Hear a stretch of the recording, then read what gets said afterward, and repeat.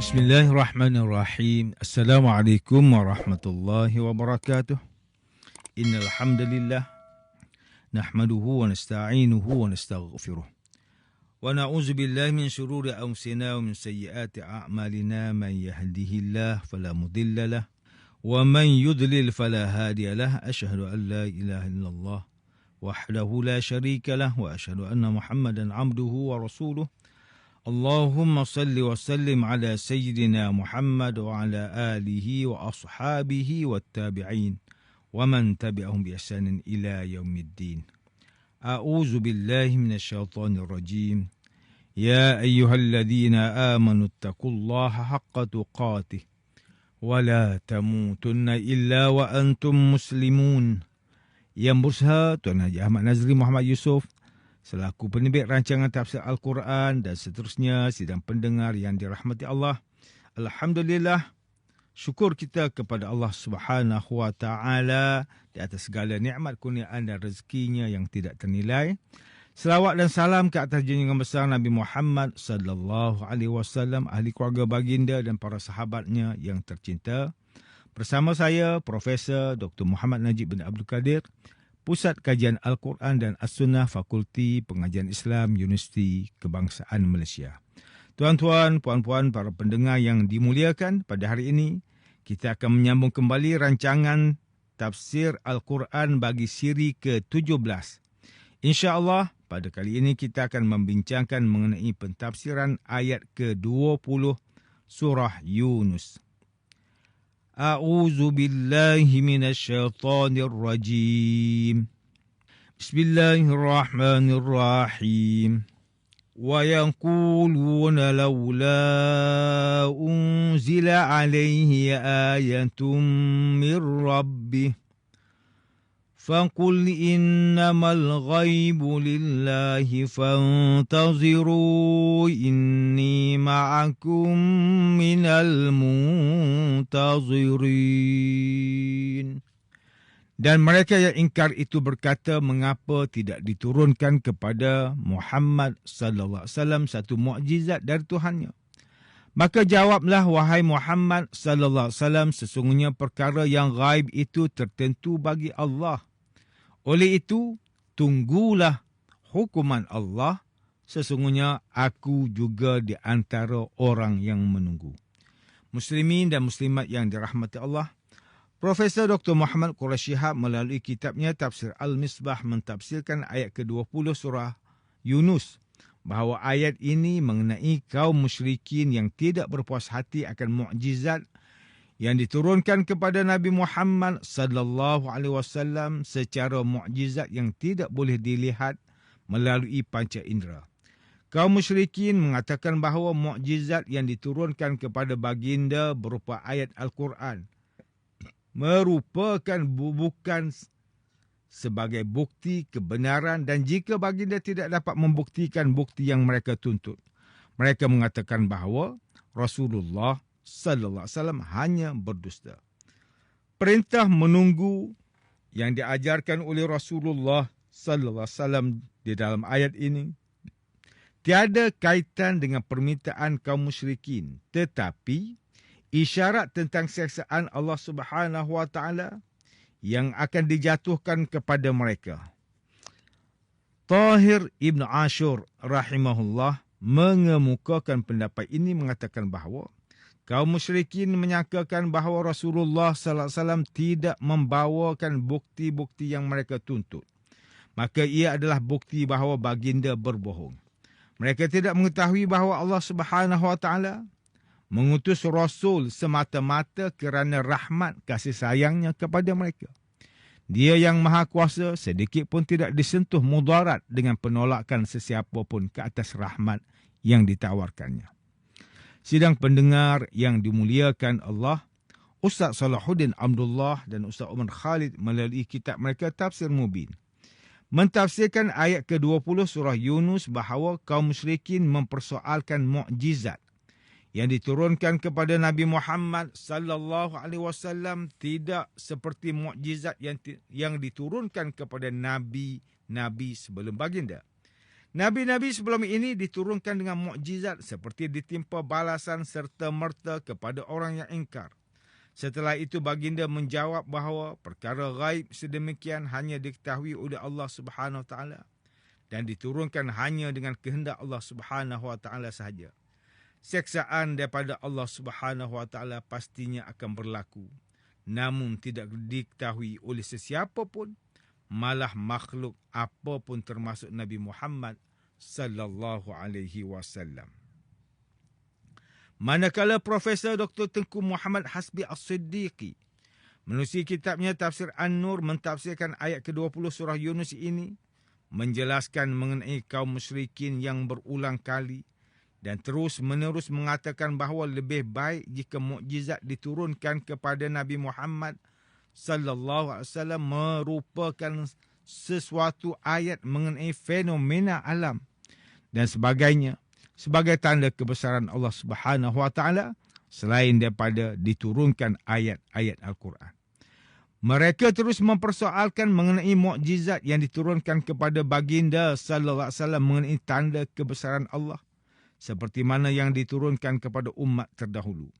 Kemudian Allah memerintahkan Nabi Muhammad sallallahu alaihi wasallam untuk menjawab bahawa perkara gaib hanya diketahui dan berlaku jika dikehendaki oleh Allah Subhanahu Wa Taala sahaja. Baginda hanya mengetahui perkara yang diwahyukan kepada baginda sahaja. Malah baginda hanya menyampaikan apa yang diturunkan oleh Allah dan sama sekali tidak mengetahui sebarang kehendak Allah Subhanahu Wa Taala kepada hambanya. Baginda juga mengatakan bahawa baginda turut menunggu azab yang akan Allah Subhanahu Wa Taala timpakan ke atas kaum musyrikin dan pertolongan kepada baginda. Manakala Profesor Dr. Haji Abdul Malik bin Abdul Karim Amrullah atau lebih dikenali sebagai Hamka melalui kitabnya Tafsir Al-Azhar, ketika mentafsirkan ayat ke-20 surah Yunus ini menjelaskan bahawa kaum musyrikin di Mekah seringkali mempersoal kebenaran baginda sebagai seorang rasul yang diutuskan oleh Allah Subhanahu Wa Taala. Mereka mengatakan bahawa baginda tidak mengemukakan bukti kerasulan baginda sebagaimana yang dilakukan oleh rasul-rasul terdahulu. Antara bukti kerasulan oleh rasul terdahulu ialah membelah laut dengan tongkat seperti Nabi Musa AS dan sebagainya. Walhal, ayat-ayat Al-Quran yang diturunkan merupakan mukjizat yang terbesar jika hendak dibandingkan dengan mukjizat yang lain.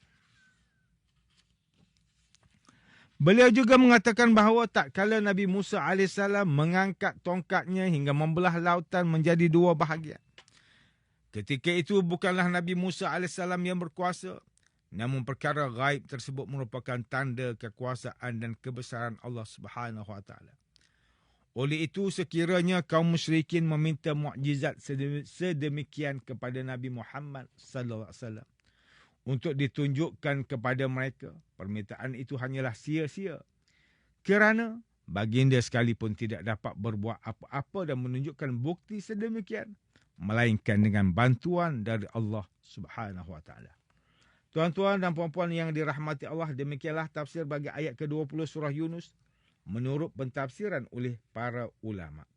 Ayat ke-20 surah Yunus ini menjelaskan mengenai kaum musyrikin yang mempersoalkan mengenai mukjizat yang diturunkan kepada Allah Subhanahu Wa Taala hanya dalam bentuk ayat-ayat Al-Quran dan tidak diturunkan mukjizat yang berbentuk tanda kebesaran dan tanda kekuasaan Allah Subhanahu Wa Taala seperti mukjizat yang diturunkan kepada nabi-nabi terdahulu. Hakikatnya, ayat-ayat Al-Quran merupakan mukjizat terbesar yang pernah diturunkan jika hendak dibandingkan dengan mukjizat yang lain. Teramatlah rugi bagi kaum musyrikin yang menginginkan bukti kebenaran baginda, walaupun mereka telah menyaksikan pelbagai mukjizat terdahulu, namun masih enggan beriman kepada Allah Subhanahu Wa Taala dan Rasul-Rasulnya. Muslimin dan muslimat yang dimuliakan, ayat ke-20 surah Yunus ini memberikan peringatan kepada kita supaya menghargai mukjizat terbesar yang diturunkan kepada umat Nabi Muhammad sallallahu alaihi wasallam, iaitu Al-Quran, yang mana kandungannya relevan untuk diikuti dan terpakai sejak awal penurunan sehingga akhir zaman. kandungan di dalam Al-Quran juga terdapat pelbagai tanda kebesaran Allah Subhanahu Wa Taala di dalamnya. Malah juga terdapat mengenai sains yang terkandung menjadi rujukan para saintis. Pelbagai faedah dan manfaat dijanjikan oleh Allah Ta'ala kepada umat Islam yang memanfaatkan Al-Quran dengan mempelajarinya, mengajar tentangnya, membacanya, hatta sekalipun melihat kepadanya. Allah Subhanahu Wa Ta'ala berfirman dalam surah Al-Baqarah ayat yang kedua, "Dzalikal kitabu la raiba fihi hudal lil muttaqin." Kitab Al-Quran ini tidak ada sebarang syak padanya tentang datangnya dari Allah dan tentang sempurnanya. Ia pula menjadi petunjuk bagi orang yang mahu bertakwa. Daripada Abu Musa radhiyallahu anhu bahawa Nabi sallallahu alaihi wasallam bersabda, "Masalul mu'minil ladzi yaqra'ul Qur'ana kal utrujjah, ta'muha tayyibun wa rihuha tayyibun." Wa masalul ladzi la yaqra'ul Qur'an katamrati ta'muha tayyibun wa la riha laha. Perumpamaan orang mukmin yang membaca Al-Quran seperti buah utrujjah, limau sitrus. Rasanya enak dan baunya wangi. Dan perumpamaan orang mukmin yang tidak membaca Al-Quran seperti buah kurma. Rasanya enak tetapi tidak berbau. Hadis riwayat Al-Bukhari dan Muslim.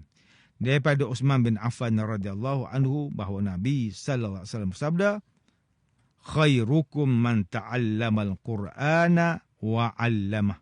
Sebaik-baik kamu adalah orang yang mempelajari Al-Quran dan mengajarkannya. Hadis riwayat Al-Bukhari. Sidang pendengar yang dirahmati Allah, antara pengajaran yang boleh kita ambil daripada ayat ke-20 surah Yunus ini ialah, pertama, umat Islam hendaklah menghargai mukjizat teragung yang diturunkan kepada Nabi Muhammad sallallahu alaihi wasallam, iaitu kitab suci Al-Quran, dengan memanfaatkan Al-Quran sebaiknya agar dapat hidup dengan cara kehidupan yang diredai Allah. Kedua, umat Islam hendaklah mempercayai isi kandungan di dalam Al-Quran dan Sunnah dan mengikuti segala ijtihad ulama.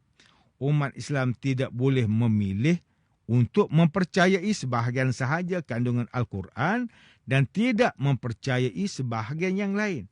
Sebagai orang yang beriman, mempercayai keseluruhan isi kandungan Al-Quran merupakan kewajipan yang tidak boleh dielakkan. Ketiga, umat Islam hendaklah mempercayai segala perkara yang berlaku merupakan kehendak Allah Subhanahu Wa Taala. Dan sesuatu perkara tidak akan dapat berlaku melainkan dengan kehendak Allah Subhanahu Wa Taala sahaja. Segala keajaiban yang dirasai atau dialami sepanjang kehidupan merupakan atas kehendak Allah Subhanahu Wa Taala. Tanpa kehendak daripada Allah Subhanahu Wa Taala, sesungguhnya perkara tersebut tidak akan wujud dan tidak akan berlaku. Tuan-tuan, puan-puan para pendengar yang dimuliakan, sekian sahaja rancangan tafsir Al-Quran pada hari ini. Semoga kita semua mendapat manfaat daripada perbincangan ilmu ini. InsyaAllah, mudah-mudahan kita akan bertemu lagi pada siri rancangan tafsir Al-Quran yang akan datang. Wabillahi taufiq wal hidayah. Wassalamualaikum warahmatullahi wabarakatuh.